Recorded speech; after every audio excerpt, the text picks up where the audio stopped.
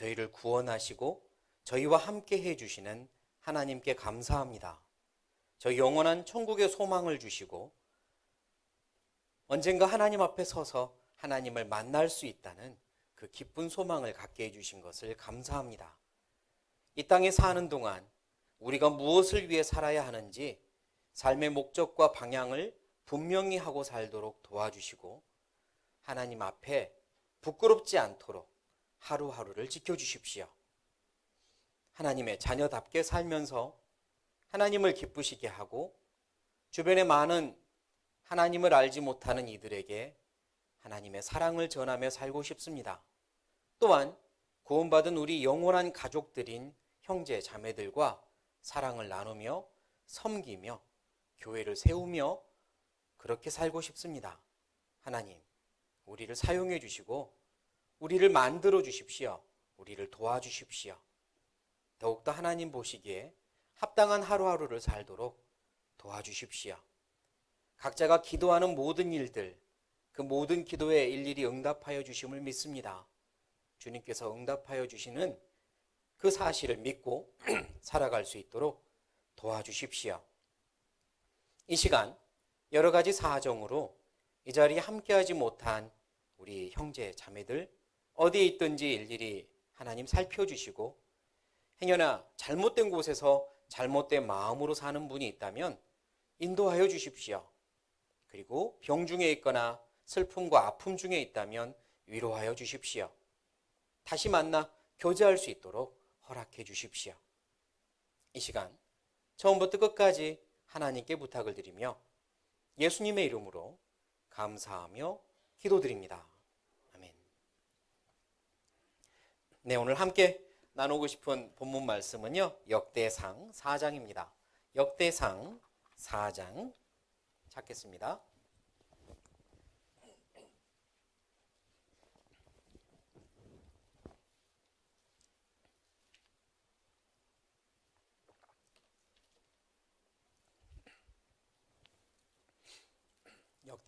역대상 4장 9절입니다.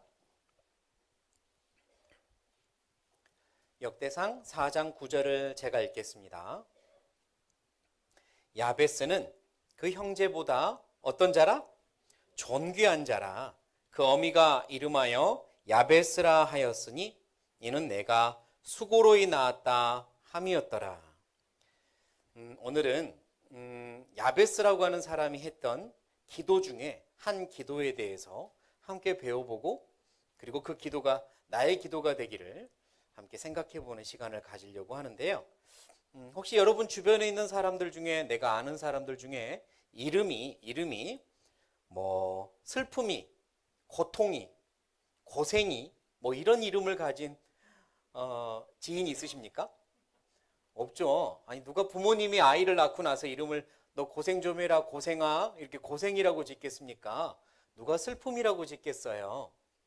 보통은 아무리 고생하고 나왔어도 힘내라고 강건히 뭐 이렇게 아니면 뭐 희망이 소망이 이렇게 조금 더 좋은 의미의 이름을 담아서 짓지 그렇게 슬픈 부정적인 의미의 이름을 짓지는 않을 겁니다.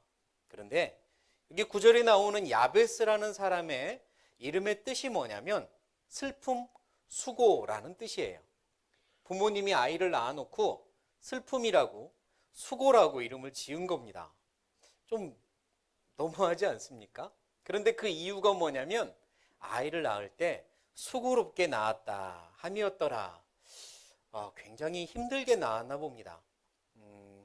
어머니가 많이 아픔 중에 낳았을 수도 있고 산모가 죽을 고비를 넘겼을 수도 있고요.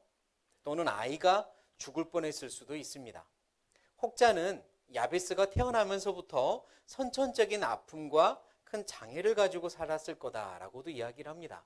그래서 아유 어떡하냐 우리 아들 고생하겠다라든지 또는 오래 살지 못할지도 모르겠다라는 뭐 그런 생각까지도 했을 수 있다라는 혹자의 어떤 성경학자의 이야기도 있습니다. 여하튼 야베스는 굉장히 태어날 때 힘들게 태어난 게 분명하고 아픔을 가지고 태어난 것 같습니다. 그리고 기대를 많이 앞으로 뭐랄까요? 남들보다 더 행복하게 살 거라는 기대를 주변의 사람들도 많이 안 했던 것 아닌가 싶습니다. 그 형제들보다, 여기 보면 형제보다라고 구절에 이야기하는데 다른 번역 성경과 보면 복수예요. 형제들보다. 그러니까 야베스는 형제들이 있었던 겁니다. 막내였을지도 모르고요. 아무튼 많은 형제들이 있었던 거죠. 그런데 야베스는 그 형제보다 어떤 자라? 존귀한 자라. 많은 형제들이 있었는데 최고로 존귀한 자였다는 겁니다. 왜 그랬을까요? 부모님이 안쓰러워서 귀하게 키웠으니까 그랬을까요? 아이고 내 새끼 짠하다 이러면서 더 많이 이렇게 귀하게 여겨줘서 그랬을까? 아니었습니다. 불우하게 태어났고 아픔을 가지고 태어났고 어쩌면 장애와 남들보다 더 있는 한계를 가지고 태어났을 텐데 야베스는 형제들보다 존귀한 자가 되었습니다. 그 이유는 뭐냐? 그 이유가 바로 10절에 나와요. 10절 때문입니다. 자기가 존귀함을 쟁취했습니다.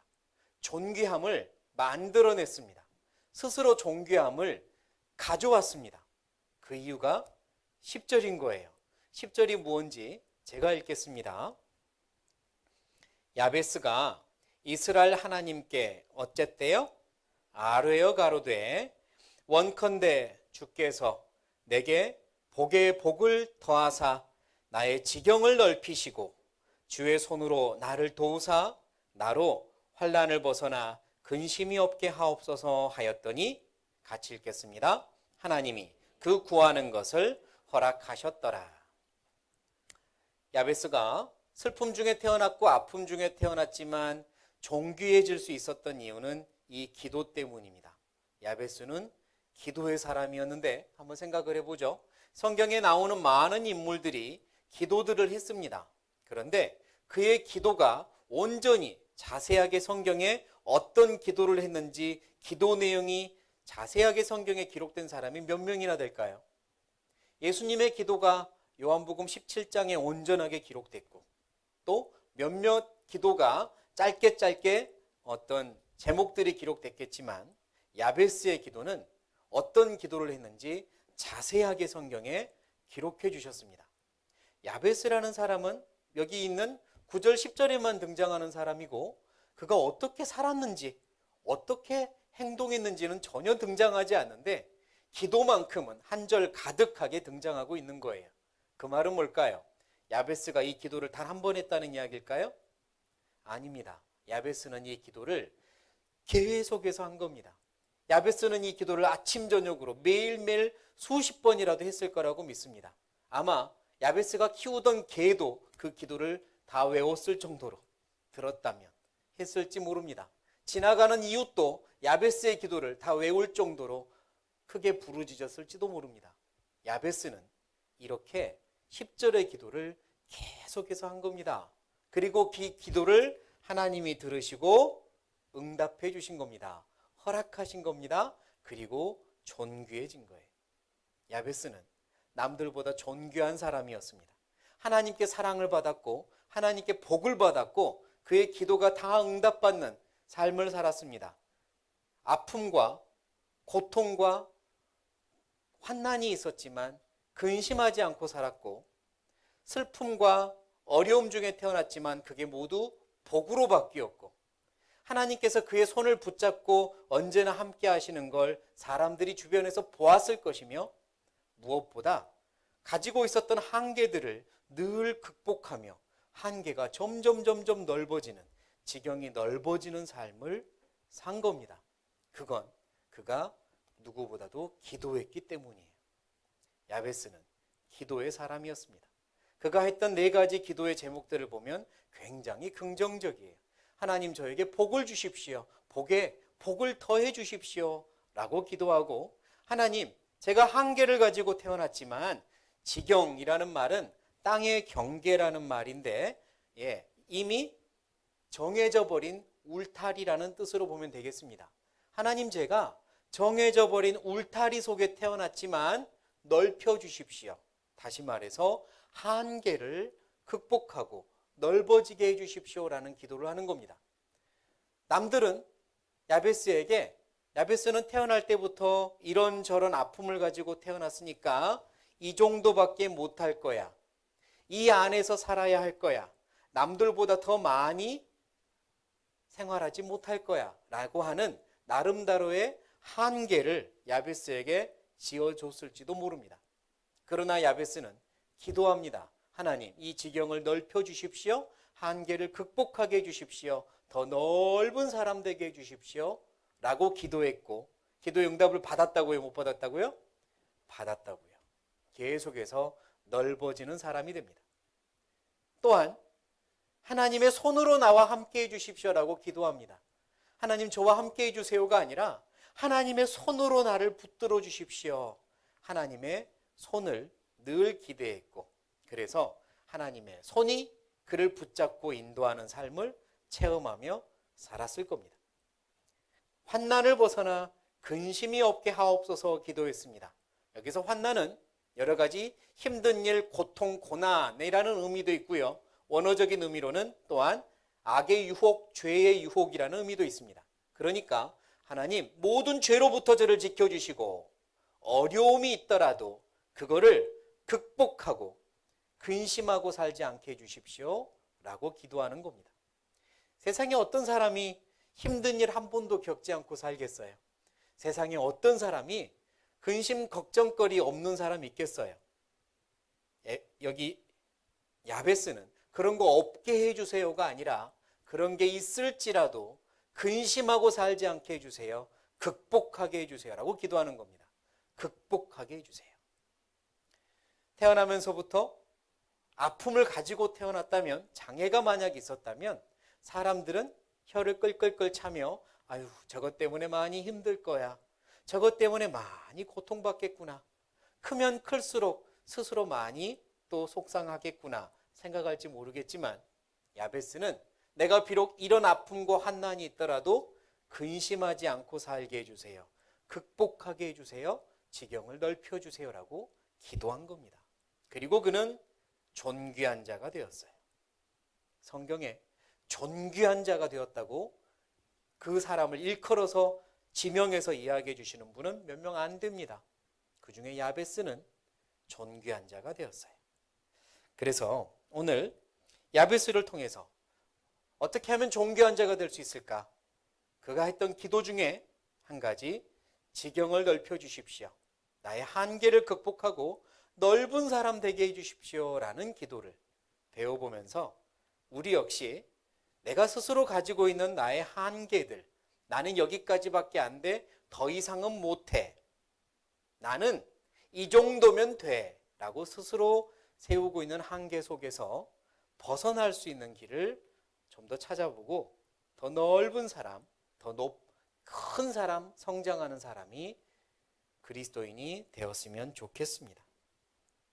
제가 개인적으로 별로 안 좋아하는 단어가 있습니다. 별로 안 좋아하는 단어가 있는데, 글쎄요, 어려서부터 그런 말을 많이 들어서 그럴까? 생각해보면 듣긴 했지만 많이 들은 것 같진 않은데, 제가 안 좋아하는 단어가 있습니다. 그게 뭐냐면, 혹시 여러분 살면서 들어봤을지도 모르고 또는 내 아이들이나 옆 사람한테 그런 말을 했을지도 몰라요. 어떤 말이냐면, 어휴, 못난 것.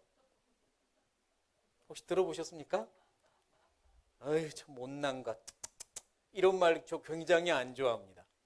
어휴, 못났어. 이런 말 누구한테 하는 것도 안 좋아하고 제 자신에게도 아유, 못났다, 못났어 스스로 하는 것도 안 좋아합니다. 이유가 뭐냐면 못났다의 원래 의미를 생각해 보면, 못났다의 의미는 세상에 잘못 태어났다는 이야기거든요. 못났다는 이야기는 잘못 태어났다는 말입니다.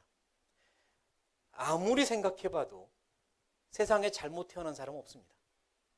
하나님께서 엄청난 계획과 섬세한 계획을 가지고, 뜻을 가지고 사람을 창조하시고 고민하시다가 어느 시점에 어느 집안에 태어나게 하십니다. 그들의 인생에 대해서 누구보다 고민하시고 누구보다 기도하시고 기대하시고 세상에 사람을 보내셨습니다. 나를 만드시고 나를 창조하시고 나를 태어나게 하신 것도 마찬가지입니다. 하나님이 누구보다도 나를 사랑하시고 많은 계획을 가지고 세상에 보내셨거든요. 그래서 저는 세상에 태어난 날, 생일 굉장히 중요하게 생각합니다. 구원받고 나면 어떤 분들은 구원 생일이 중요하지 육신의 생일이 중요하냐? 뭐 이런 말도 하시는데 저는 육신의 생일 굉장히 중요하다 생각합니다. 왜냐? 하나님이 큰 뜻을 품고 나를 세상에 보내신 날이기 때문에 육신의 생일 중요합니다. 못난 사람 없습니다. 다 잘 태어났습니다. 다 하나님의 큰 계획 속에서 그렇게 창조된 겁니다. 하나님의 작품이고 솜씨인 거예요. 야베스도 마찬가지입니다. 아무리 수고롭게 태어났어도 못난 건 아닙니다. 하나님이 그렇게 태어나게 계획하셨습니다. 그런데 왜 못났다 그러냐면 사실 그 의미는 잘못 태어났다는 말이 아니라 왜 저렇게 못할까? 못한다는 의미겠죠. 남들보다 못할 때 못났다 이럽니다. 예, 못난 사람은 없습니다. 못하는 사람은 있습니다. 나는 못난 게 아닙니다. 못하는 거죠. 그런데요, 잘 따져보면 못하는 것도 별로 없습니다. 안 하는 거죠. 안 하는 겁니다. 질문 드려볼까요? 나는 기도를 못합니다. 못하는 분 있습니까? 나는 아침에 일어나서 기도를 못합니다. 누가 못하게 합니까? 누가 기도하면 죽인답니까? 왜 기도를 못합니까? 기도를 못하는 거 아닙니다. 어쩌는 거예요? 안 하는 겁니다.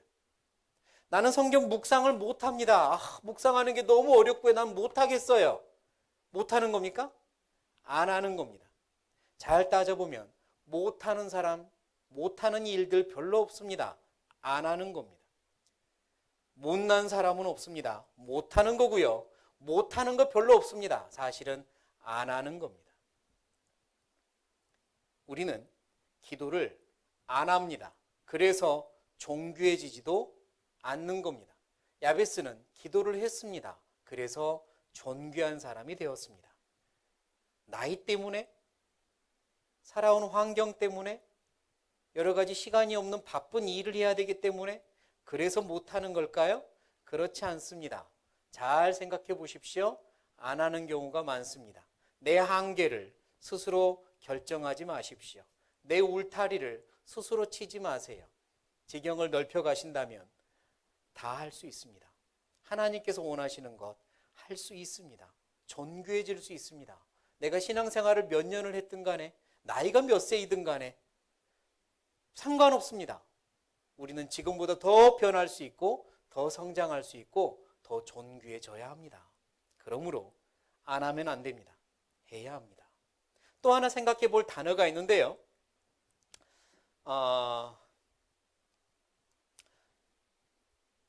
예를 들면요. 저 서울에 가면 엄청나게 높은 빌딩을 짓고 펜트하우스 이런 데서 사는 사람들이 모여있는 마을이 있습니다. 그 마을을 부자 마을 또는 세 글자로 무슨 마을이라 그래요? 자, 돈 많은 사람을 우리나라 말로 뭐 하는 사람? 잘 사는 사람이라고 저만 그럽니까? 네? 자, 잘 사는 사람이라고 하죠. 잘 사는 마을. 참 저 사람 잘 산다 그래요. 저는 그 말 개인적으로 굉장히 싫어합니다. 그러면 가난하게 살면 반대말로 뭐 하는 사람? 못 산다 그럽니다. 굉장히 안 좋아합니다. 우리나라 말만 그런 게 아닌가 저 개인적으로 그렇게 생각해요. 다른 나라 단어들을 다 연구해 본 건 아니지만 다른 나라에서는 예를 들어 영어권에서는요. 부유한 사람들은 부유하다라고 따로 단어가 있고 잘 산다고 말하지 않습니다. 왜 부유한 사람들이 잘 사는 거고 남들보다 좀 돈이 없으면 못 사는 겁니까? 잘 산다는 건 그런 의미가 아닙니다. 여러분 혹시 여러분 자녀들한테 그 가르칠 때요. 왜 공부해야 돼? 물어보면 돈 많이 벌어서 잘 살려고 이렇게 답하지 마세요. 틀렸습니다. 잘 사는 건 절대 돈 많은 게 아닙니다. 부유하다 그렇지 잘 산다고 하면 안 됩니다. 잘 산다는 의미는 자기 현재의 상황과 현재의 위치에서 점점 나아지는 삶을 잘 산다 그럽니다. 점점 발전하는 걸 잘 산다 그러지 돈 많다고 잘 사는 게 아닙니다. 돈 많아도 못 사는 사람들 얼마나 많은데요. 못 산다는 건 현재의 위치에서 점점 멈춰 있거나 뒤로 물러나는 삶을 못 사는 삶이라 그러는 겁니다. 가난하다고 못 사는 거 아닙니다. 남들보다 가진 건 적어도 훨씬 더 잘 살 수 있습니다. 훨씬 더 존귀하게 행복하게 잘 살 수 있잖아요. 그러니까 잘 사는 건 결단코 돈 많이 벌고 부유해지는 걸 의미하지 않습니다. 잘 사는 건 지금보다 성장하고 발전하는 겁니다. 우리 그리스도인들은 다 잘 살아야 합니다. 지금보다 더 잘 살아야 돼요. 성장해야 됩니다. 더 넓어져야 돼요. 그러려면 지경이 넓혀져야 합니다. 하나님, 저의 한계를 극복하고 지경을 넓게 해주세요라는 기도가 우리에게 절실히 필요한 이유입니다. 왜요? 잘 살기 위해서요. 잘 살다 하나님 보기 위해서요. 그런 마음 없으십니까? 잘 살다가 천국 가고 싶지 않으세요? 못 살다 가면 안 되죠. 지금처럼 수평으로 살다가 지금과 똑같이 살다가 전혀 발전도 없이 그렇게 살다가 가는 것도 못 사는 거고요. 지금보다 점점 후퇴하는 것도 못 사는 겁니다. 잘 살아야죠. 그러니까 기도해야 됩니다. 한계를 극복하게 해주세요. 지경을 넓혀주세요. 라고 말이죠. 세상에서도 한계를 극복하는 것에 대한 많은 명언들이 있습니다. 제가 좋아하는 몇 가지 명언들을 소개해 드릴게요. 하늘은 나의 한계를 정하지 않았다. 오직 내가 정할 뿐이다. 라는 이야기가 있습니다. 아주 성경적입니다. 하나님이 내 한계를 정하지 않았습니다. 내가 한계라고 정해놓고 넘으려고 하지 않는 거예요. 우리가 한계라고 인정하는 것 외에는 한계가 없다. 내가 한계라고 생각하니까 한계인 거지 사실은 한계 아닌 겁니다. 지금 상태로 머물러서는 우리가 원하는 걸 이룰 수 없다. 내가 이 정도면 됐다라고 안주하는 순간 그것이 나의 한계가 된다. 그게 한계입니다. 2021년을 살면서 9월 지금 현재를 돌아보니 이 정도면 됐다. 아, 잘 살았구나 라고 생각하는 순간 그때부터 나는 한계가 되고 더 이상 성장을 못합니다. 그러다가 길을 잘못 들면 멀리 가야 되는 거예요. 지금까지 걸어온 길 다 허물어지는 겁니다. 우리는 계속해서 한계를 넓혀가야 되고 전진해야 돼요. 그러니까 안주하는 순간 그게 바로 나의 무엇이 된다고요? 두 글자로 한계가 된다고요. 안주하면 안 됩니다. 현재의 삶에서 만족하면 안 됩니다. 갈망해야 됩니다. 늘 부족해야 됩니다. 하나님 저는 더 원합니다. 하나님 전 아직도 목마릅니다. 하나님 전 아직도 배고픕니다. 라고 하면서 더 기도해야 성장하는 겁니다. 야베스는 그랬습니다. 하나님 저에게 복에 복을 더해 주시고 지경을 넓혀 주세요 라고 한 겁니다. 마라톤이라고 있죠. 마라톤 아시죠? 42.195km를 뛰어야 되는 사람의 그 극한을 극복해야 되는 운동이 마라톤입니다. 지금부터 약 100년 전에는요. 스포츠를 연구하는 학자들 사이에서도 마라톤 완주를 2시간 30분 내로는 절대 사람이 할 수 없다. 2시간 30분 내로 들어오면 심장이 터져버린다라고 이야기했습니다. 100년 전이었어요. 그런데 손기정 선수가 아시죠? 올림픽 금메달을 우리가 일제 침략기 때 올림픽 금메달을 땄는데 그가 36년에 땄는데요. 그때 금메달을 딸 때 30분의 벽을 허물고 2시간 26분으로 들어왔습니다. 그래서 굉장히 유명해진 거거든요. 지금은 2시간 내로 30분이 아니라 2시간 내로 들어오려고 지금 노력을 하고 있어요. 오래전만 해도 한계라고 생각했던 것들이 지금 극복되고 있는 겁니다. 마찬가지입니다. 나도 마찬가지예요. 아, 여기까지는 나는 못해. 나는 한계야. 나는 저렇게 못해. 저 형제님이나 저 자매님은 저게 가능하겠지만 나는 달라, 나는 못해 라고 생각하면 결단코 못합니다. 그러나 하나님 도와주세요. 도와주세요. 저도 한계를 극복하게 해주세요라고 하면 할 수 있습니다. 예를 들면 내가 생각하는 몇 가지 한계들, 특별히 전도할 때 많이 나타납니다. 나는 전화하는 게 너무 힘들어. 나는 누군가랑 얼굴도 보지 않고 전화로 대고 이야기하는 게 너무 힘들어. 그래서 난 참 전도 못하겠어. 나는 사람들 만나는 것 자체가 힘들어. 사람들 만나서 무언가를 부탁한다는 게 너무 힘들어. 그래서 나는 전도를 못해. 나는 누구한테 거절당할 때 그렇게 마음에 상처를 받고 힘들어. 그래서 나는 거절당할까 봐, 상처 입을까 봐 전도를 못해. 이런 이야기들을 하죠. 그게 스스로 지어놓은 한계입니다. 못하는 게 아니라 뭐 한다고요? 안 하는 거예요. 극복하려고 기도도 하지 않고 극복하려고 하나님께 매달리지 않고 노력하지 않는 겁니다. 스스로 한계를 정해놓고 뛰어넘으려고 하지 않는 거예요. 나는 운전을 못해. 옛날에 사고가 나서 그 다음부터 운전대를 못 잡겠어.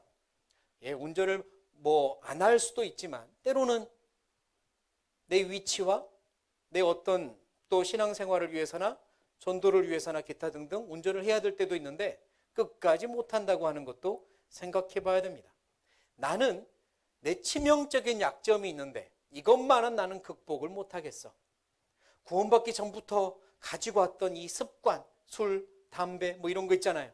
이건 내가 도무지 극복을 못하겠어 라고 스스로 한계를 정해버립니다. 못하는 거예요? 안 하는 거예요? 안 하는 거라니까요. 못 사는 사람입니다. 잘 사는 사람이 아니에요. 한계는요, 하나님께 지경을 넓혀주시라고 한다면 극복될 수 있습니다. 하나님 도와주세요. 도와주세요. 이 한계를 극복하고 싶습니다. 도와주세요. 라고 해보셨나요? 간절히 매달려 보세요. 할 수 있습니다. 우리 학생들, 나는 이 게임은 도무지 못 놓겠어. 다른 모든 게임 어플은 다 지워도 이것만은 못 지우겠어. 스스로 한계를 결정했습니다. 못하는 걸까요? 안 하는 겁니다. 내가 약한 많은 죄들, 유혹들 다 한계라고 생각하시지만 못하는 게 아니라 안 하는 거예요. 유튜브, 틱톡, 페이스북, 인스타 등등으로 빠져가지고 헤어나오지 못하는 분들, 웹툰, 웹드라마, 나는 이거 도저히 못 나오겠어, 못 빠져나오겠어. 못하는 게 아니라 안 하는 겁니다. 그게 한계가 될 수 없어요. 그 울타리를 넘어가야 합니다. 울타리 넘어갈 수 있습니다. 하나님께 매달리십시오. 기도하십시오. 그러면 됩니다. 나는 축구, 야구, 스포츠 도무지 못 나오겠어. 교제 시간과 겹치면 그곳으로 가야 되고 하필이면 교제 시간에 마침 국가대항전 있으면 나는 그걸 봐야 돼. 극복하십시오. 극복해야 됩니다. 할 수 있습니다. 더 넓어지는 사람이 돼야죠. 더 잘 사는 사람이 돼야죠. 그러므로 우리가 한계 극복을 하면서 더 넓어지는 사람이 되어야 하는데요. 그러기 위하여 딱 3가지를 기억했으면 좋겠습니다. 이제 내가 무엇을 해야 할지, 무엇을 기억해야 될지를 말씀 안에서 마음에 새기려고 합니다. 첫 번째입니다. 첫 번째 기억할 게 있어요. 나는 이게 한계고 저게 한계라고 생각하지만 하나님은 한계가 있으세요? 없으세요? 하나님은 한계가 없으십니다. 따라해 보시겠습니다. 하나님은 한계가 없으시다. 한계가 몇 개도 없어요? 한 개도 없습니다. 하나님은 한계가 한 개도 없습니다. 그 한계가 없으신 하나님이 내 한계를 정하십니다. 내 한계를 정하는 분은 하나님이세요. 내가 아닙니다. 그래서 우리가 기억해야 될 건, 그리고 붙잡아야 될 건 신의 한 수입니다. 뭐를 기억해야 된다고요? 신의 한 수를 기억합시다. 따라해 보겠습니다. 신의 한 수를 기억하자. 자, 그러면 신의 한 수가 뭔지부터 생각해 보자. 신의 한 수 그랬는데 여기서 이 수가 한자어인데요. 무슨 수일까? 객관식으로 냅니다. 1번 물수, 2번 숫자 수, 3번 손수. 신의 한 수 할 때 이 수는 찍어도 됩니다. 1번 물수, 2번 숫자 수, 3번 손수, 손수. 자, 몇 번일까요? 네? 자, 이렇게 있는데도. 자, 손수. 몇 번일까요? 네. 신의 한 수의 수는 숫자 수가 아니라 손수입니다. 일반적으로 처음에 신의 한 수라는 말이 등장한 건 저도 찾아보니까 저 일본의 한 만화 작가가 바둑 만화를 그리면서 거기에 처음으로 그 비슷한 말을 했답니다. 이야, 이런 수를 두다니. 사람이 생각해 낼 수 없는 최고의 수를, 바둑 한 돌을 딱 뒀다는 거예요. 신의 한 수다라고 말을 했다는데, 그게 이제 우리나라에서 영화 제목으로도 나오고 이런저런 이렇게 이제 겪으면서 굉장히 유명한 단어가 돼버린 겁니다. 신의 한 수란 신이 할 수 있는, 신의 손으로 할 수 있는 한 가지 묘수, 방법. 이게 신의 한 수입니다. 신의 한 수는요, 그리스도인들이 기억해야 될 단어라고 저는 믿어요. 그리스도인들, 우리에게 너무 좋은 말이 신의 한 수입니다. 한계가 없으신 하나님이 한계가 없으신 그 손으로 나를 도우신다. 나와 함께 하신다. 그걸 기억하세요. 그게 신의 한 수입니다. 어느 순간, 어떤 순간에도 신의 한 수가 있다는 걸 기억하십시오. 같이 민수기 찾겠습니다. 민수기 11장.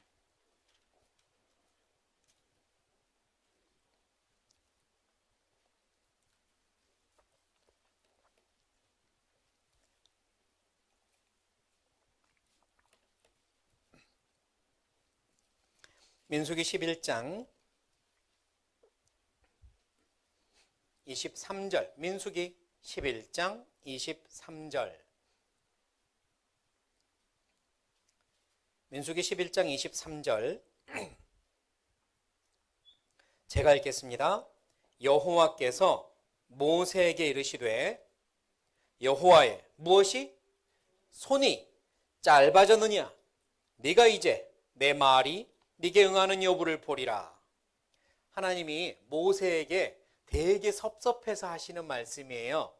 좋아서 하신 말씀이 아니라 섭섭하고 서운해서, 모세야, 내 손이 짧아졌느냐?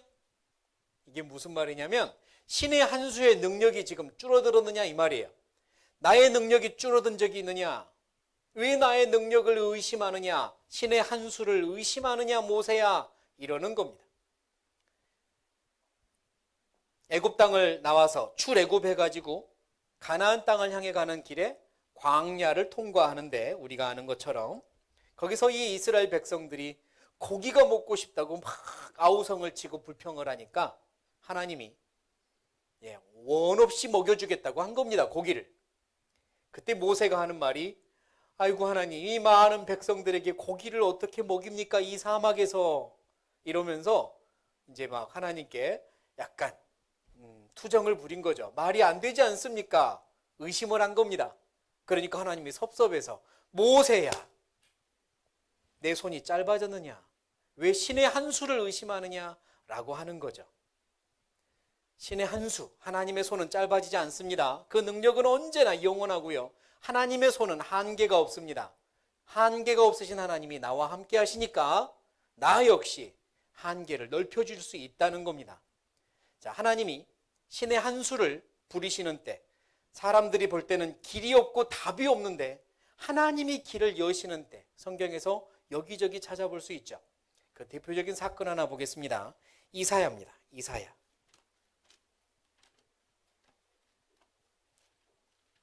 이사야 43장.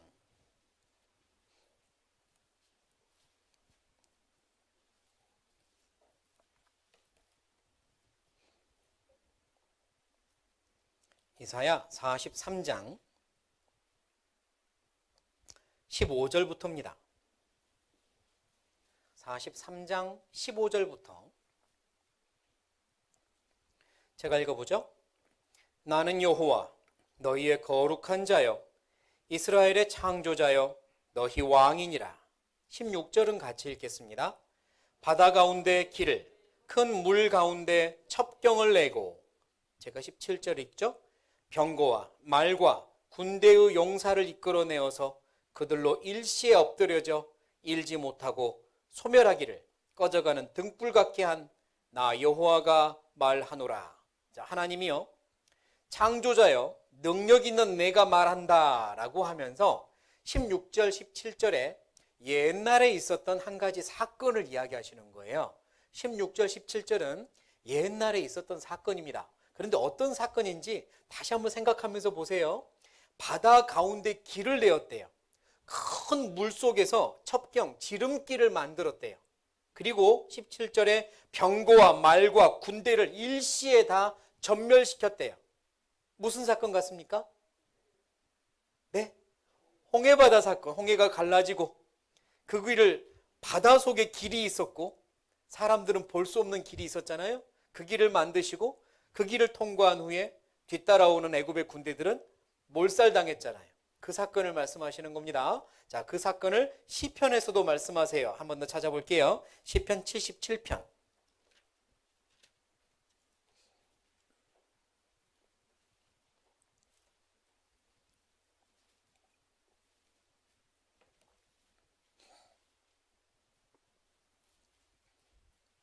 시편 77편 19절. 시편 77편 19절. 한 구절이니까 같이 읽겠습니다. 주의 길이 바다에 있었고 주의 첩경이 큰 물에 있었으나 주의 종적을 알 수 없었나이다. 누가 이 길을 볼 수 있습니까?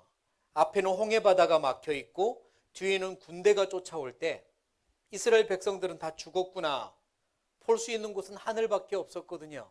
모세도 하늘을 보면서 하나님 어쩌면 좋겠습니까? 하나님을 향해서 부르짖었죠. 그때 사람은 도무지 볼 수 없는 길을 하나님이 내신 거예요. 바닷속에 길이 있는 걸 하나님이 내신 겁니다. 바닷속에 길이 있었습니다. 그게 신의 한 수죠. 사람은 볼 수 없는 길, 사람은 헤쳐나갈 수 없는 상황에서 하나님은 피할 길을 내시는 겁니다. 그게 신의 한 수입니다. 사방이 막혔다고 느껴질 때, 아, 힘들다, 너무너무 힘들다, 그렇게 느껴질 때, 이럴 때는 어떻게 해야 되나, 차라리 죽었으면 좋겠다, 그렇게 힘들 때, 그때 해야 될 게 있습니다. 어디를 봐야 돼요?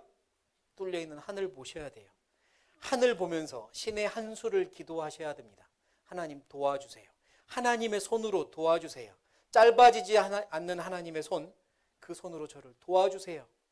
이 울타리를, 이 한계를 극복하게 해주세요라고 기도하셔야 합니다. 하나님은 어제나 오늘이나 영원토록 동일하시니까 그 손으로 내게 함께 하셔요. 길을 열어주세요. 틀림없습니다. 한계가 없으십니다. 한계가 한 개도 없습니다. 그 하나님을 꼭 붙잡으셔야 돼요. 그래야 한계를 극복할 수 있습니다. 난 안 돼. 예, 전 안 됩니다. 하나님은 가능합니다. 하나님 도와주세요. 그러셔야 돼요. 그 하나님께서요, 우리가 점점점 넓어지기를 원하시거든요. 점점점 지경이 넓어지기를 원해요. 한계를 극복하면서 성장하기 원하셔요. 그런데 우리가 안 하려고 해요. 싫다고 그래요. 그냥 이대로 있고 싶대요. 그럴 때 하나님은 나를 포기하시는 게 아니라, 아니야, 네가 좀 더 커져야, 넓어져야 더 큰 일을 할 수 있단 말이야, 그러시거든요. 너를 향한 내 계획은 얼마나 큰지 몰라. 아직 아니야. 아직 내가 목마르다. 하나님 그러시거든요. 그러면서 우리의 한계를 우리가 싫다고 머무르려고 해도 넓히려고 또 하나님이 일을 하십니다. 하나님이 일하실 때 꼼짝없어요. 하나님이 어떤 방법으로 일하시느냐? 시편을 찾겠습니다. 시편 4편.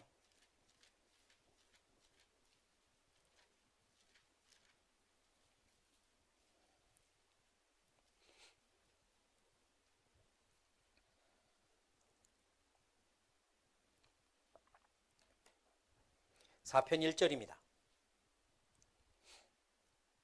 내 의의 하나님이여, 내가 부를 때에 응답하소서. 같이 읽겠습니다. 곤란 중에 나를 너그럽게 하셨사오니 나를 긍휼히 여기사 나의 기도를 들으소서. 다윗이요, 곤란 중에 그랬죠. 곤란 중에 나를 어떻게 하셨사오니?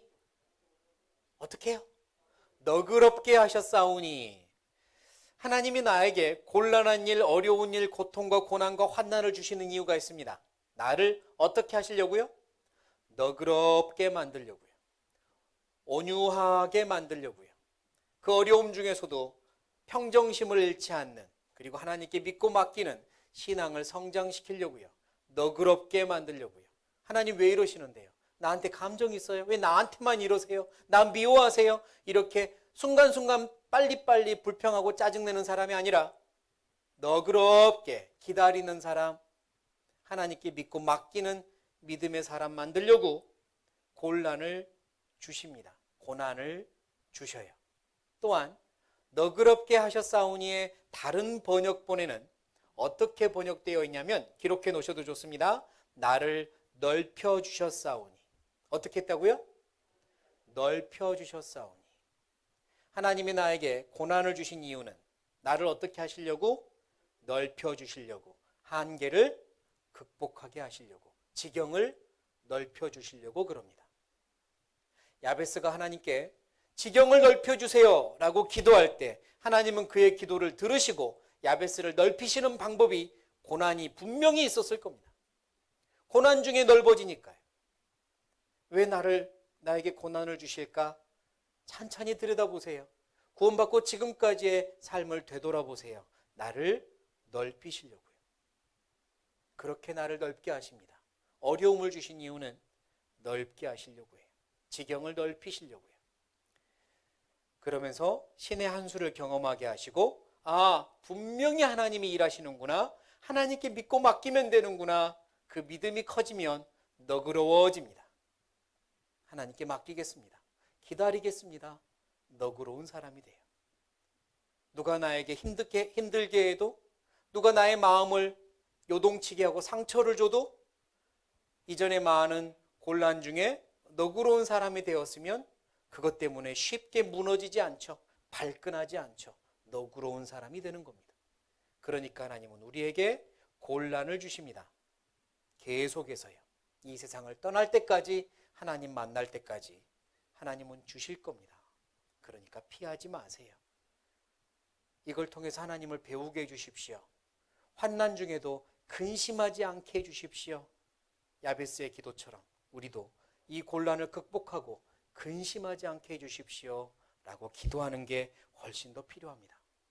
시편 4편을 쓴 다윗은 실제로 많은 경험들을 하죠. 하나님이 그를 넓히시기 위하여 너그럽게 만드시려고 많은 어려움들을 허락하셨거든요. 다윗에게 얽힌 사건 하나만 찾아보겠습니다. 다윗이요, 목동으로 있다가 하나님의 계획 속에서 골리앗 장군을 물리치고 사울 왕의 눈에 들어서 군대 장관까지 됩니다. 그러다가 사울 왕이 백성들의 말을 듣고 사울 왕보다 다윗이 더 큰 일을 했대, 더 많이 죽였대 라는 백성들의 말을 듣고 다윗을 시기 질투하기 시작하죠. 그리고는 사울이 눈이 뒤집혀서 다윗을 죽이려고 합니다. 사울은 자기의 사위까지 된 다윗을 이번에는 죽이려고 쫓아다니는 거예요.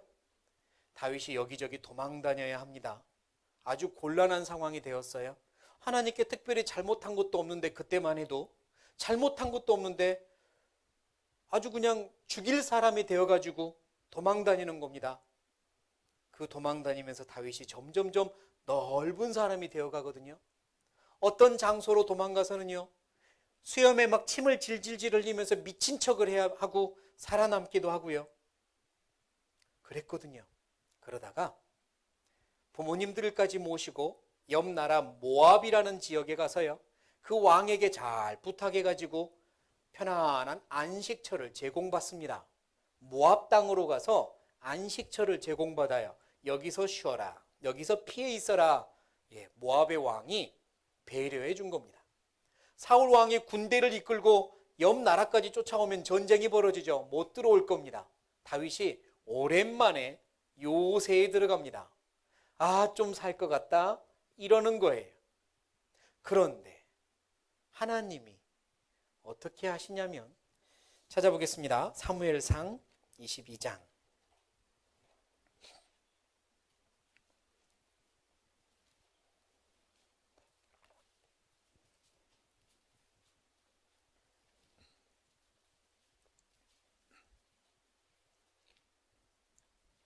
사무엘상 22장 5절입니다. 사무엘상 22장 5절. 제가 읽겠습니다. 선지자 갓이 다윗에게 이르되, 같이 읽겠습니다. 이 요새에 있지 말고 떠나 유다 땅으로 들어가라. 다윗이 떠나 헤렛 수풀에 이르니라. 이제 잠깐 휴식을 취하고 있는 거예요. 자기를 죽이려고 쫓아다니는 사울 왕을 피해서 모압 왕한테 정말 잘 부탁해가지고 요새 같은 곳에 쉬고 있는 겁니다. 그런데 하나님이 선지자를 보낸 거예요. 누구요? 갓 선지자가 갓 도착해가지고, 외우라고 하는 말입니다. 갓 도착해가지고 하는 말이 뭐냐? 이 요새를 떠나라 그러는 겁니다. 이제 막 쉬고 있는데 떠나래요. 어디로요? 유다 땅으로 다시 들어가라. 거기 들어가면 누가 기다리는데요? 사울 왕이요. 죽이려고 덤벼드는 사울 왕이 기다리는데 다시 들어가래요. 그곳으로. 다윗은 이곳이 안전하다고 생각하고 이곳이 안전지대라고 생각하고 있는데 떠나랍니다. 요새를 떠나래요. 다시 들어가래요. 곤란함 속으로 다시 들어가랍니다. 어떻게 해야 될까요? 하나님 너무합니다. 해도 너무합니다. 이럴까요? 아닙니다. 아무 말도 없어요. 다윗이 떠나 헤렛 수풀에 이르니라. 떠나가지고 다시 들어가잖아요. 왜요?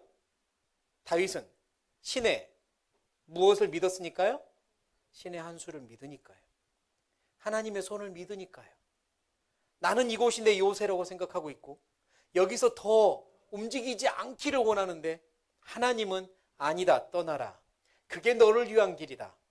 그게 네가 더 넓어지는 길이고 더 너그러워지는 길이란다 하고 보내는 겁니다. 예, 알겠습니다 하고 갈 수밖에 없는 거잖아요.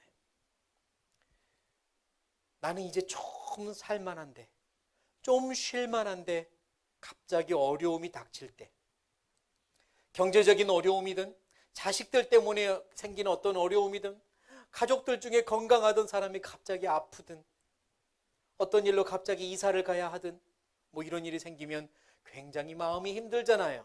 이제 좀 쉴만한데 하나님 너무하십니다. 그때 하나님의 음성을 들으십시오. 하나님은 계획이 있어서 그러는 겁니다.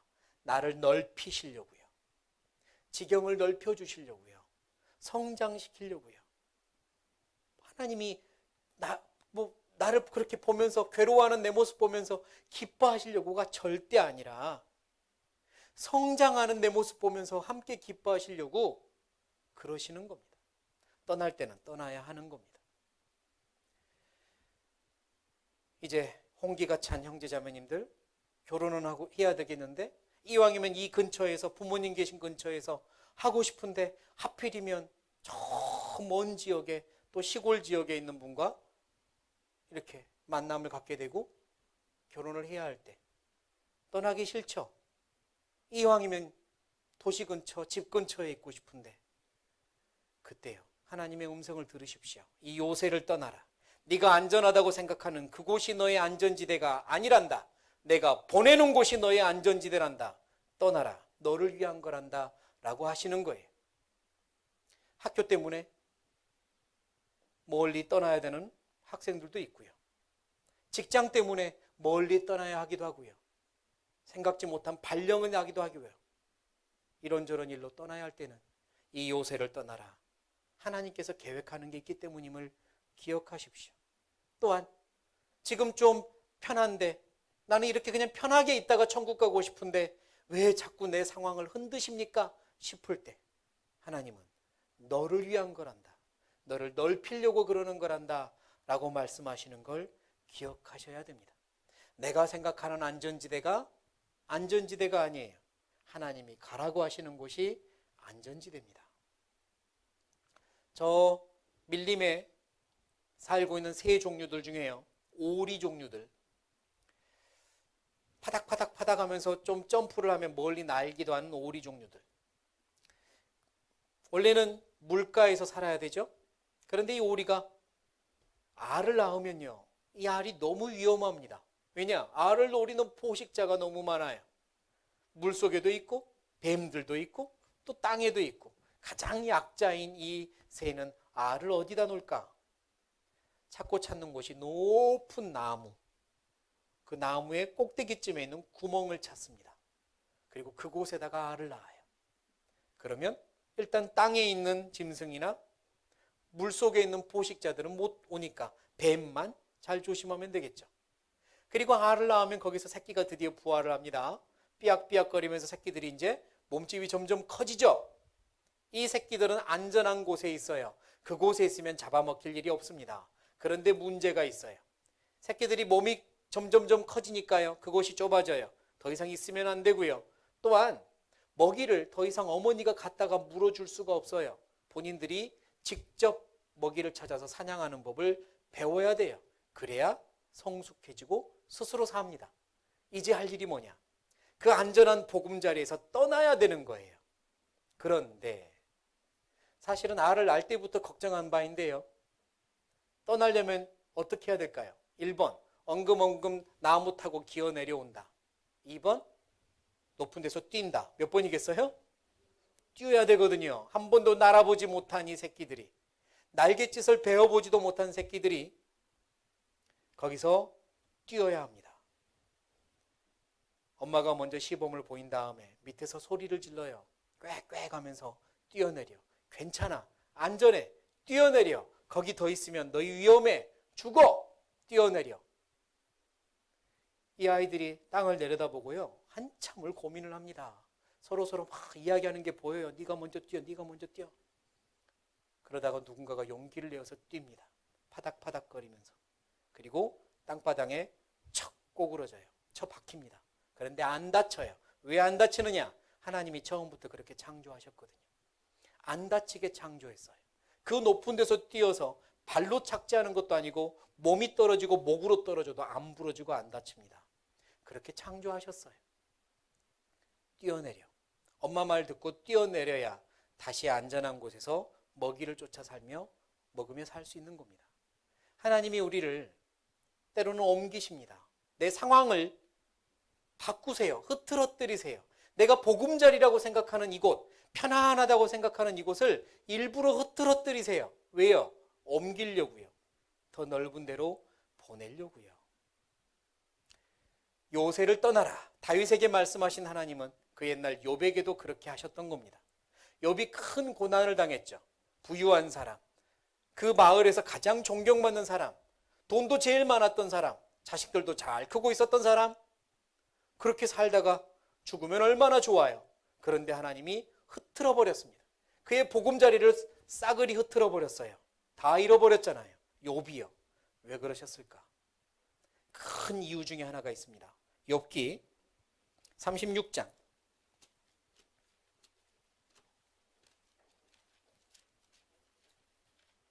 욥기 36장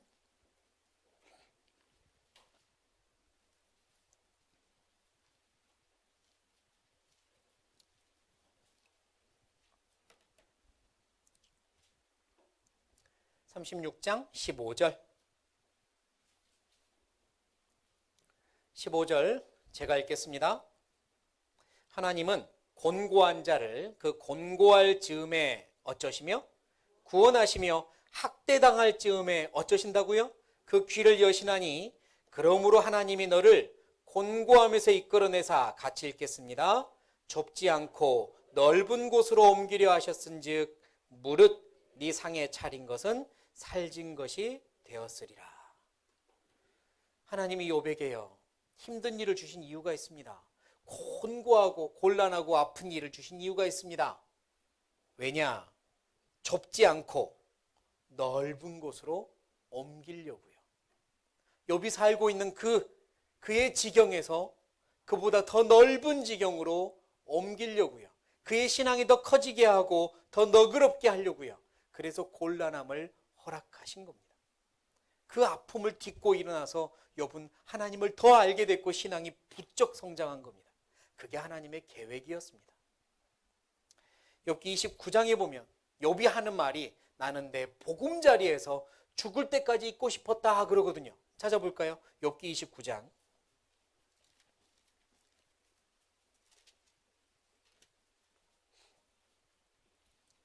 욥기 29장 18절. 29장 18절. 제가 읽겠습니다. 내가 욥이 하는 말입니다. 스스로 말하기를 나는 내 어디에서? 보금자리에서 선종하리라. 선종이 뭐냐면 죽음을 맛보는, 이렇게 보는 겁니다. 나는 내 보금자리에서 죽을 때까지 있고 싶었다. 내가 옛날에 그랬다 이 말이에요.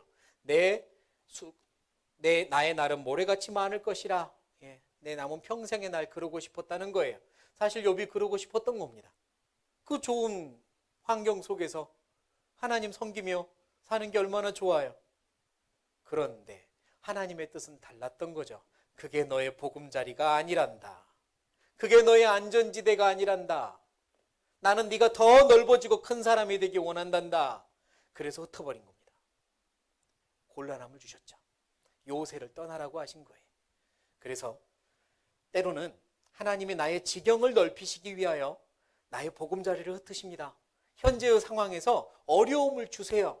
그때 제발 반항하거나 불평하거나 짜증내지 마시고 신의 한 수를 기대하시면서 믿으십시오. 그리고 하나님께 여쭈으셔야 돼요. 하나님, 제가 어찌하면 좋겠습니까? 다윗이 했듯이 부르짖고 기도하셔야 됩니다. 이 상황에서 하나님을 배우기 원합니다. 더 넓은 사람 되기 원합니다. 제가 어찌하면 좋겠습니까? 가르쳐 주세요. 우리가 한계가 넓어지기 위하여 첫 번째, 신의 한 수를 기억해야 되고요. 두 번째, 이제 따라해 보겠습니다. 굴복하라. 안 들렸는데 다시 따라해 보겠습니다. 굴복하라. 굴복해야 합니다. 굴복하는 게 필요해요. 아까 야베스가 했던 기도를 다시 한번 보겠습니다. 역대상 4장.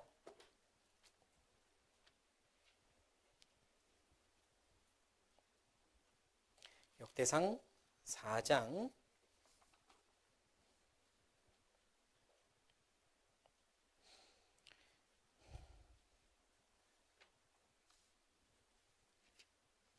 4장 10절입니다. 역대상 4장 10절. 그가 했던 첫 번째 기도가 뭐냐면 야베스가 이스라엘 하나님께 아뢰어 가로되 원컨대 주께서 내게 복의 복을 더하사 그랬잖아요. 축복해 주십시오라는 기도인데요. 참 신기한 게 있습니다. 축복이라는 단어가 구약 성경은 히브리어로 원어가 쓰여졌는데 축복이라는 단어가 히브리어로 외우진 않아도 되지만 따라해 보겠습니다. 바락. 뭐라고요? 바락. 막 살려달라고 바락한다는 거 말고 자, 바락입니다. 바락 축복해달라고 지금 구하는 거예요. 하나님 저에게 바락 위에 바락을 주세요. 축복해 주세요라고 기도하는 거잖아요. 그런데요, 이 바락이라는 단어가 축복하다라는 단어가 있고요. 무릎을 꿇다, 굴복하다라는 의미도 동시에 가지고 있습니다. 굴복과 축복이 같은 말이에요. 굴복과 축복은 동의어입니다. 복을 받으려면, 축복을 받으려면 뭘 해야 돼요? 네? 굴복해야 돼요. 축복을 받으려면 굴복해야 됩니다. 굴복이라는 말은 무릎 꿇고 복종하는 겁니다. 상대방 앞에 예, 당신이 이겼습니다. 마음대로 하십시오. 라고 나를 내드리는 것이 항복하는 것이 굴복이거든요. 축복과 굴복이 같은 말입니다. 하나님 저를 굴복시켜 주십시오. 그게 축복받는 방법입니다. 굴복하면 축복이 옵니다. 야베스가 하나님 저게 복의 복을 더해 주세요 라고 기도했을 때 하나님은 그 응답으로 아마 야베스를 굴복시켰을 겁니다. 그래야 축복이 오니까요. 신의 한 수를 기대하고 굴복하십시오. 무엇에 굴복해야 되냐면 하나님의 말씀에, 하나님의 뜻에, 하나님이 정해주신 모든 상황에 굴복하십시오. 내게 있는 모든 일은 우연히 있다 없다? 우연이 없습니다. 우연은 없습니다. 숨 쉴 틈도 침 삼킬 틈도 나를 지켜보신다고 약속하셨습니다. 하나님은 주무시지 않고 나를 지켜보신댔어요. 그러니까 나에게 우연을 허락하지 않으세요? 허락하지 않으세요. 그리스도인에게 우연은 없습니다. 만약에 그리스도인에게 우연이라는 게 발생해버렸다. 그건 하나님한테 너무너무 창피한 일인 거예요. 저는 그렇게 생각합니다. 마치 축구선수 중에 골키퍼 있죠? 골을 막는 골키퍼. 국가대표 골키퍼가 있는데 초등학생이 앞에서 뻥 찼는데 막지 못하면 창피해요? 안 창피해요? 초등학생의 창공을 국가대표 골키퍼 성인 대표가 막지 못하면 창피하겠죠. 그것보다 더 창피한 일이 하나님께서 우리에게 우연을 허락하시는 일입니다. 그리스도인에게 우연은 결단코 없습니다. 하나님이 모든 일을 지켜보시고 간섭하세요. 그러니까 내게 일어나는 일들은 우연이다 아니면 하나님의 계획이다? 하나님의 계획이고 하나님의 허락하심입니다. 때로는 내가 죄를 짓고 잘못된 선택을 해서 그런 일이 발생하더라도 하나님이 허락하지 않으시면 안 됩니다. 허락하신 겁니다. 왜요? 다시 계획을 세우셨기 때문이에요. 나를 향한 계획을 포기하지 않으시는 하나님은 내가 잘못된 선택을 하더라도 다시 계획을 세우시고 허락하시는 거예요. 우연은 없습니다. 그러니까 내게 일어나는 모든 상황에 두 글자로 무엇 합시다? 굴복합시다. 굴복하셔야 돼요. 예, 알겠습니다. 알겠습니다. 하셔야 되는 거예요. 출애굽기에 보면 모세가 나이 80이 되었을 때 하나님을 만납니다. 나이 40 한참 젊을 때는 하나님, 저를 사용해서 내 백성을 구원하십시오 라고 말할 수 있었던 자신감이 있었는데요. 하나님은 40년을 더 보내고 나이 80이 됐을 때 찾아오신 거예요. 모세야, 네가 그때 말했던 것처럼 이제 너를 보내어 내 백성을 구원하려고 한다. 나이 80이 됐을 때요. 스스로 생각하니 나이 40일 때가 더 큰일을 할 것 같아요? 80이 됐을 때 더 큰일 할 것 같아요? 40일 때가 큰일 할 것 같잖아요. 80이 되니까 이제 스스로 한계를 많이 정한 겁니다. 아이고 하나님, 저는 이제 못해요. 제가 말도 못하는 사람입니다. 이제 원래 잘했던 사람인데 말을 하도 안 하고 살고 또 단어의 기억력이 짧아지니 말이 이제 안 나온다는 거죠. 나이 80에 무슨 제가 말을 합니까? 이런 이야기를 하는 겁니다. 한계를 정한 거예요. 저는 이제 못해요. 하나님, 보낼 만한 사람 보내세요. 아마 마음속으로는 40살 때 보냈으면 내가 했지 이랬을지도 몰라요. 80이 됐거든요. 저 못해요. 저 못 갑니다. 이래요. 한계는 내가 정한다? 하나님이 정한다? 하나님이 정하시거든요. 80세에 찾아오신 건 이제 할만하니까 찾아오신 거예요. 그런데 모세가 계속해서 못한다고 하니까 하나님이 화를 내버리십니다. 분을 내면서 가라, 내가 명했으니 가라 그러세요. 자, 모세는 그 순간 굴복했습니까? 안 했습니까? 굴복 안 했어요. 왜? 자기의 한계를 자기가 바라보고 있으니까요. 나이라고 하는 한계, 말을 이제 옛날처럼 못한다는 한계, 많은 한계들을 바라보면서 못해요 그런 겁니다.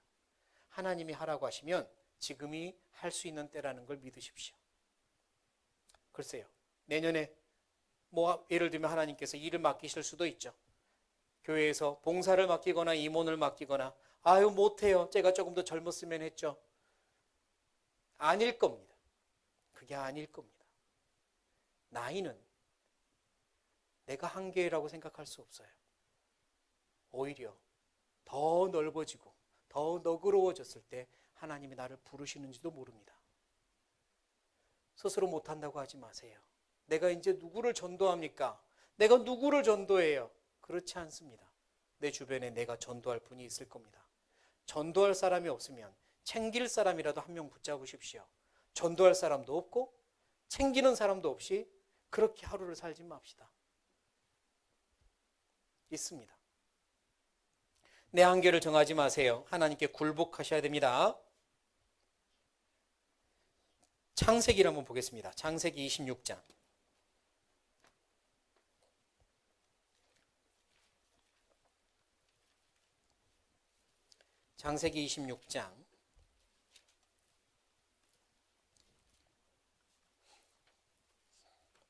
창세기 26장 22절.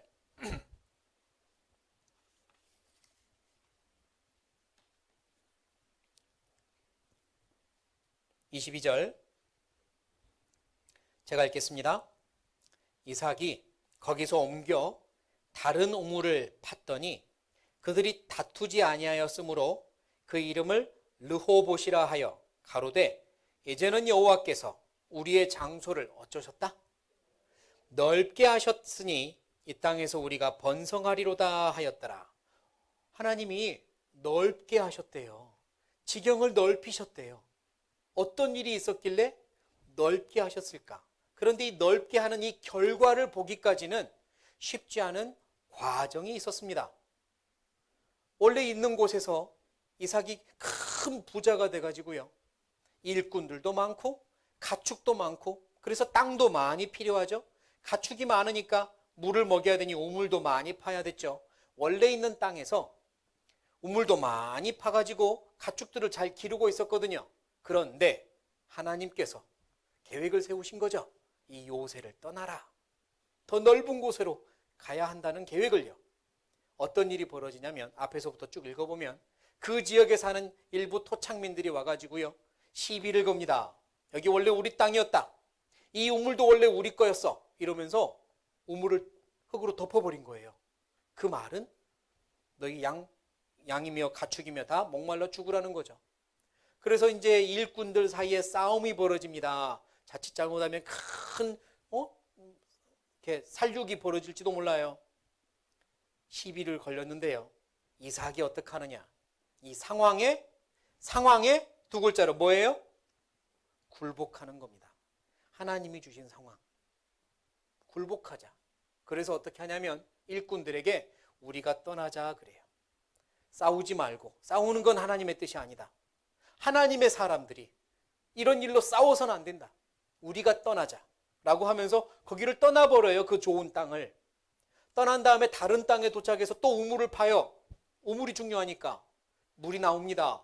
그런데 아까 시비를 걸었던 그들이 또 와요.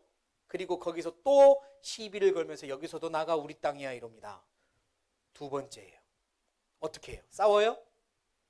떠나자 그럽니다. 이삭은 떠나자 그래요. 하나님 믿고 떠나자.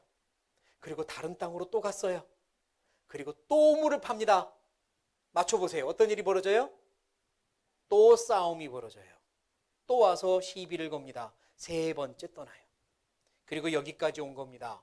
여기서 다시 우물을 팠더니 더 좋은 장소였어요. 이곳으로 인도하신 거예요.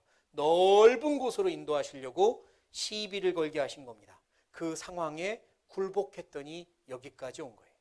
그게 하나님의 방법입니다. 굴복하십시오. 그리스도인이 죄를 지으면서까지 쟁취할 건 없습니다. 하나님의 이름을 욕되게 하면서까지 쟁취할 건 없어요. 굴복하십시오. 이 모든 상황은 하나님의 손에서 나왔으니 모든 답도 어디에 있다? 하나님의 손에 있다는 걸 믿으십시오. 굴복하시면 됩니다. 굴복하면 두 글자로 무엇이 옵니다? 축복이 옵니다. 굴복하면 축복이 옵니다. 그러니까요. 굴복하셔야 됩니다. 지경이 넓어지려면 굴복하셔야 돼요. 하나님 말씀에 굴복하십시오. 말씀에서 이렇다 하면 그대로 순종하십시오. 내 생각은 이런데 말씀은 이러면 말씀에 순종하십시오. 아무리 내 생각이 좋아 보여도 말씀이 최선이고요. 내 생각은 차선입니다. 최선과 차선은 첫 번째 선택, 두 번째 선택으로 별 차이가 없는 것처럼 보일지 모르지만 최선과 차선은 저는 개인적으로 순종과 불순종의 차이라고 믿습니다. 최선과 차선은 순종과 불순종이에요. 차선을 선택하지 마십시오. 최선을 선택하십시오. 그게 굴복입니다. 그래야 축복이 옵니다. 한계를 극복하시려면 굴복하십시오. 하나님이 있으시라는 곳에서 묵묵히 있고 가라는 곳에 가서 묵묵히 있고 현 상황에서 묵묵히 하나님과 대화하시며 해결해 나가십시오. 내 방법으로, 세상적인 방법으로 해결하려고 하지 마시고요. 기도하시면서 무릎 꿇고 해결하십시오. 굴복은 무릎을 꿇을 타입니다. 무릎 꿇고 해결하십시오. 세 번째, 한계를 극복하기 위해 필요한 게 있습니다. 첫 번째는 신의 한 수를 기대하라. 두 번째는 굴복하라. 세 번째입니다. 따라해 보시겠습니다. 갈망하라. 간절히 원하셔야 됩니다. 갈망하셔야 돼요. 갈망이 없어서 충만하지 못해요. 배고파야 됩니다. 목말라야 됩니다. 갈망하셔야 돼요. 이 정도면 됐다. 더 이상 채워지지 않아요. 컵에 물을 채웠는데요. 그만 하면 더 이상 안 채워줍니다. 더 해야 차고 넘치도록 채워주는 거예요. 하나님, 저 부족합니다. 하나님, 저 더 원합니다. 더 원합니다. 갈망하십시오. 아무리 한계가 보여도 이것까지는 안 될 거야. 더 이상은 안 될 거야. 그건 내 생각입니다. 하나님, 도와주세요. 하나님의 방법으로 도와주세요. 저 영혼은 구원받지 못할 거야. 그건 내 생각입니다. 하나님, 도와주세요. 간절히 기도해 보십시오. 갈망하십시오. 갈망해야 한계가 넓어집니다. 마가복음입니다. 마가복음 2장.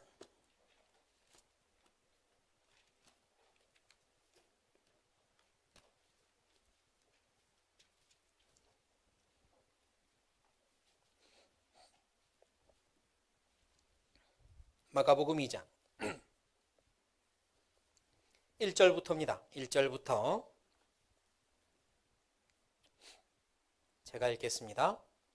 수일 후에 예수께서 다시 가버나움에 들어가시니 집에 계신 소문이 들린지라 많은 사람이 모여서 문 앞에라도 용신할 수 없게 되었는데, 움직일 수도 없다는 거예요.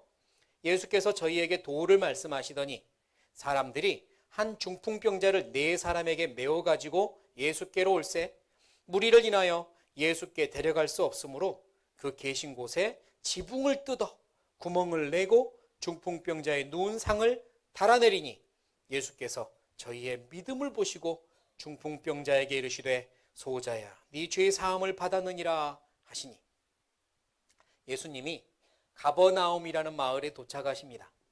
큰 마을이 아니고 시골 마을입니다. 길도 작은 오솔길입니다. 집도 큼직하지 않아요. 그 어느 집에 예수님이 계시니까 그 마을 사람들이 보려고 몰려든 겁니다. 집 앞은 물론이고 골목마다 사람들로 꽉 찼겠죠. 너도 나도 한 발짝 더 가서 예수님 보려고 할 거 아닙니까? 가득 메워진 그 길. 그런데 5명의 사람들이 그곳을 꼭 들어가고 싶습니다. 중풍병으로 움직이지 못하는 친구 한 명이 침대에 누워있고 4명의 친구가, 이 친구가 꼭 낫기를 바라는 그 갈망하는 마음으로 침대를 메고 온 겁니다. 걷지 못하는 친구니까요. 5명 어느 누구도 야야야, 예수님 만난다고 별일 있겠니? 안 돼. 이런 말 아무도 하지 않았습니다. 그리고 끌고 왔더니 사람들이 그냥 장사진인 거죠. 골목마다요. 야, 사람들 너무 많다. 여기까지야. 한계가 왔다. 더 이상은 못 들어가. 그렇게 말한 친구도 없었습니다. 왜요? 한계보다 무엇이 더 컸으니까요? 갈망하는 마음이 더 컸으니까요. 갈망이 더 컸습니다. 그래서 사람들을 해치고 지나간 거죠. 위급합니다. 급합니다. 제발요 이러면서 뚫고 들어갔습니다. 집 앞에까지 갔으나 거기서는 틈이 없는 거예요. 집 안으로 못 들어갑니다. 5명의 친구들 어느 누구도 포기하자, 여기까지가 한계다, 이러지 않았어요. 갈망하는 마음이 있으니까요. 그래서 아무도 보지 못한 길을 본 겁니다. 지붕을 뚫고 내리자. 그 갈망하는 마음이 있어서 그 침대를 지붕 위로 끌어올린 겁니다. 그리고 뜯어버리고 내린 거죠. 주변의 사람들이 뭐라고 하든 들리지도 않았을 겁니다. 왜요? 갈망하는 마음이 가장 컸으니까요. 예수님을 만나서 이 친구를 낫게 하고 싶은 마음, 그 침대에 누워있는 그 병자도 낫고 싶은 마음이 가장 컸으니까요. 그래서 어떤 소리도 들리지 않았고 어떤 한계도 보이지 않은 겁니다. 지붕을 뚫고 내렸어요. 그 마음을 보신 거죠. 그 갈망하는 믿음을요. 그래서 낫게 하셨습니다. 갈망하셔야 됩니다. 해결하고 싶은 마음, 넓어지고 싶은 마음, 더 성장하고 싶은 마음, 하나님과 더 가까워지고 싶은 마음, 지금보다 더 나은 잘 사는 그리스도인이 되고 싶은 마음, 내 기도가 응답되기를 원하는 마음, 그 모든 갈망들이 있어야 됩니다. 여기서 끝이다. 이 정도면 됐다. 할 만큼 했다. 거기서부터 우리는 못 살기 시작하는 거예요. 갈망하셔야 됩니다. 하나님, 더 채워주세요. 저 아직 부족해요. 더 변하고 싶어요. 더 성장하고 싶습니다. 더 쓰임받고 싶어요. 갈망할 때 하나님이 길을 열어주십니다. 그리고 채워주셔요. 갈망해야 충만이 옵니다. 누가복음 19장에도 삭개오라는 사람이 있습니다. 키가 작았습니다. 세리의 장까지 올라갔으니 나이도 지긋했겠죠. 그리고 남들이 미워하는 직업이었습니다. 세리.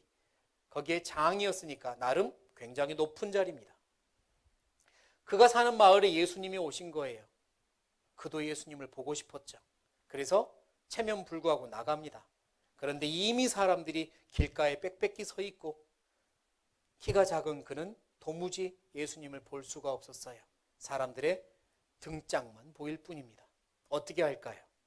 한계다. 내가 무슨 이러면서 포기했을까요? 아닙니다. 그는 예수님을 보고 싶은 갈망이 그 어떤 한계보다 컸습니다. 키가 크다는 한계, 나이가 많다는 한계, 사람들이 자기를 싫어한다는 한계, 모든 것보다 갈망이 컸어요. 그래서 그는 뽕나무를 잡고 기어 올라간 겁니다. 미끌미끌거리는 그 나무를 끝까지 올라갔어요.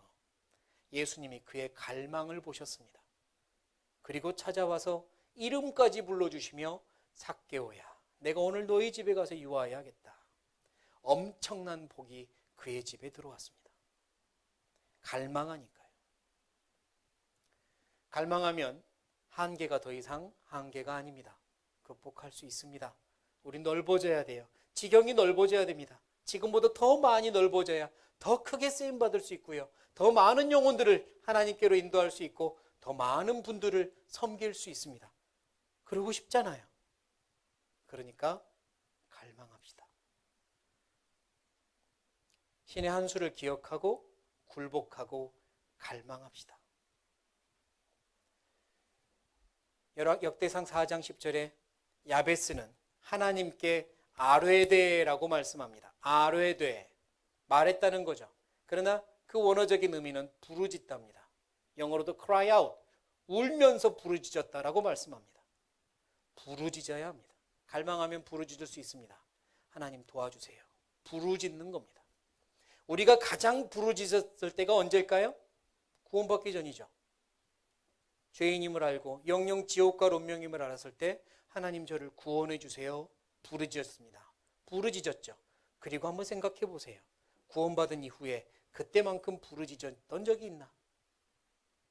힘든 일 닥쳤을 때, 집안에 누군가가 아플 때, 그럴 때도 부르짖었겠죠. 그때만큼 지금은 부르짖고 있나? 부르짖는다는 건 매일매일 그렇게 한다는 겁니다. 아침 저녁으로 기도할 때 야베스는 부르짖었습니다. 부르짖어 보십시오. 기도를 그냥 무슨 책 읽듯이 주문 외우듯이 암송하듯이 그렇게 기도하지 마시고 매일매일 새롭게 새 기도하는 것처럼 부르짖어 보십시오. 기도는 그렇게 하는 겁니다. 부르짖으셔야 한계를 극복할 수 있습니다. 끝으로 신의 한 수 이야기를 했는데요. 하나님의 손에다가 맡기는 겁니다. 하나님의 한 수, 그 크신 짧아지지 않으신 능력 있는 손에다가 맡기는 거예요. 그게 신의 한 수를 내가 믿는 거죠. 시편을 찾아보죠. 시편 55편.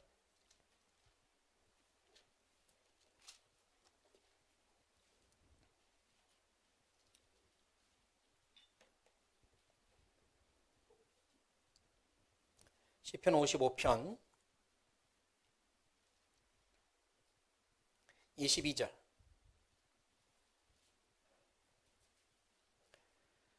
시편 55편 22절 같이 읽겠습니다. 내 짐을 여호와께 맡겨 버리라. 너를 붙드시고 의인의 요동함을 영영히 허락지 아니하시리로다. 너의 짐을 여호와께 어쩌랍니까? 맡겨 버리라. 여기서 중요한 단어는 버리랍니다. 너의 짐을 여호와께 맡겨 버리라. 맡겨 버리라의 히브리어 원어는 샬라크인데요. 의미가 뭐냐? 던지다입니다. 쓰레기 던지다 하듯이 던지다입니다. 그 단어가 쓰인 장소는요, 요셉을 형들이 구덩이에 던졌죠. 그때 쓰인 단어입니다. 구덩이에 던지다. 모세가 나뭇가지를 짠 물에다가 던졌습니다. 그때 쓰인 단어입니다. 던지다. 이번에는 하나님께 짐을 어쩌래요? 던지라는 겁니다. 맡겨버리라는, 던지라는 거예요. 맡긴다는 의미를 우리가 좀 오해하고 있습니다. 맡긴다. 잠깐 조심스럽게 이렇게 부탁하는 거 아닙니다. 던지는 겁니다. 하나님께 그냥 드리는 거예요. 믿음을 가지고 그 큰 손 신의 한 수에다가 던지는 겁니다. 내 모든 짐, 근심, 걱정, 환난, 그리고 한계까지 하나님께 맡기십시오. 하나님 도와주세요. 도와주세요. 저 더 잘 살고 싶어요. 성장하고 싶어요. 도와주세요. 그럴 때 하나님께서 우리를 더 키워주시고 사용해 주실 겁니다. 모두가 그러겠지만 저도 소원은 지금보다 더 변화되어서 하나님 보는 겁니다. 큰 일 이루고 큰 업적 이루어서 딴따단하고 가는 게 절대 아니라 그냥 변하고 싶습니다. 하나님 닮고 싶고 예수님을 더 닮아서 그 인격과 신앙 인격 가지고 하나님 만나고 싶어요. 그게 소원입니다. 그러니까 우리는 앞으로도 더 많이 넓어져야 돼요. 더 많이 너그러워져야 되죠. 한계를 극복해야 돼요. 그러면 하나님께서는 자연스럽게 우리를 또 사용해 주실 겁니다. 더 많이 변하는 우리가 됐으면 좋겠습니다. 안주하지 마시고요. 이 정도면 됐지? 이러지 마시고 더 목마르고 더 갈망하면서 축복을 사모하면서 잘 사는 우리가 됐으면 좋겠습니다. 같이 기도하시겠습니다.